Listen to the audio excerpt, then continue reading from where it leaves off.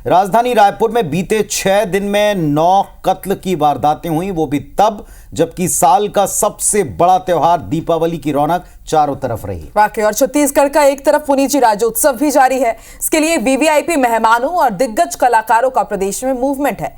जाहिर है ऐसे में पुलिस की चौकसी और चेकिंग दोनों बढ़ जाती है।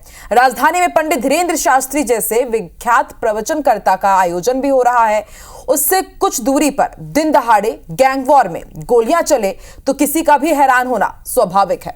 विपक्ष अब रायपुर को इन सब के लिए क्राइम कैपिटल का दर्जा देता है, कहता है अब तो एक क्राइम कैपिटल बन गया। तो सत्ता पक्ष कह रहा है कि विपक्ष एक्चुअली भ्रम फैलाकर एक एजेंडा पॉलिटिक्स खेल रहा है। कौन सच कह रहा है, जरा इस रिपोर्ट के द्वारा समझिए।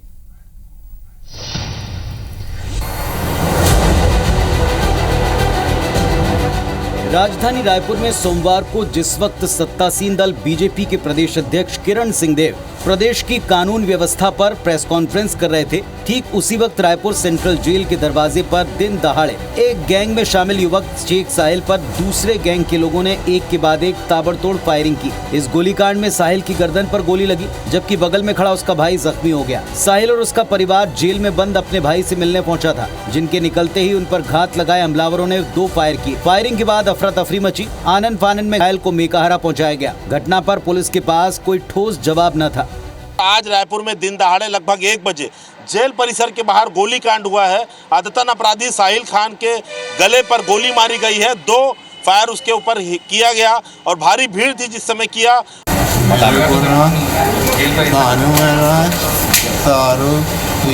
और 8-9 लोग थे, गोली मारे और भाग गए। अपने भाई और बच्चे सब आए थे मिलने के लिए। हम लोग छोटे वाले लड़के से जैसे बाहर मुलाकात करके अपने भाई से निकल रहा था, वैसे में उसके ऊपर फायरिंग हो गई। शाहरुख खान, शाहनवाज खान और एक उनका अन्य साथी, ये तीनों वहां पर पहुंचे और देसी कट्टा से साहिल पर फायरिंग किए हैं। प्रदेश की कानून व्यवस्था पर विपक्ष के चौतरफा आरोपों का जवाब देने भाजपा प्रदेश अध्यक्ष किरण सिंहदेव से जब इस गोलीकांड को लेकर सवाल पूछा गया तो वो भी असमंजस में पड़ गए। जाहिर मुद्दे पर पक्ष में जमकर बहस छिड़ी है। विपक्ष का सीधा आरोप है कि बीजेपी सरकार राज्य में लॉ एंड ऑर्डर ध्वस्त है, जबकि सत्ता पक्ष विपक्ष पर भ्रम फैलाने के आरोप लगा रहा है। छत्तीसगढ़, यूपी, बिहार जैसे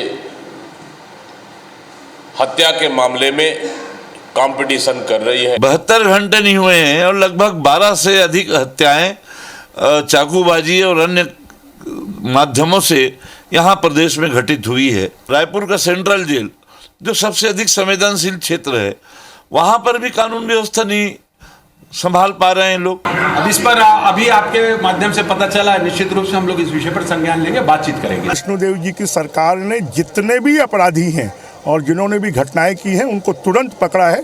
ये पहली बार हुआ है कि अपराधियों को छोड़ा नहीं जा रहा है और कोई भी जो अपराध करने वाले लोग हैं उनको बख्शा नहीं जाएगा।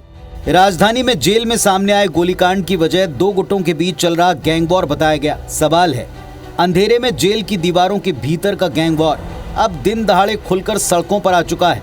इतना ही नहीं, जब प्रदेश में राज्योत्सव के मुख्य अतिथि के तौर पर मध्य प्रदेश के सीएम डॉक्टर मोहन यादव का आगमन है, घटनास्थल से चंद मीटर की दूरी पर बागेश्वर धाम पीठाधीश्वर धीरेन्द्र शास्त्री की कथा का कार्यक्रम है। ऐसे माहौल में जबकि दीपावली जैसे बड़े त्योहार पर अतिरिक्त पुलिस बल की तैनाती रहती है और वीवीआईपी मूवमेंट के दौरान राजधानी में जगह जगह चेकिंग बढ़ जाती है, ऐसे समय में 7 दिन के भीतर 9 चाकूबाजी और कत्ल की वारदातें पुलिस की मुस्तैदी और कार्यशैली पर गंभीर सवाल जरूर उठाती।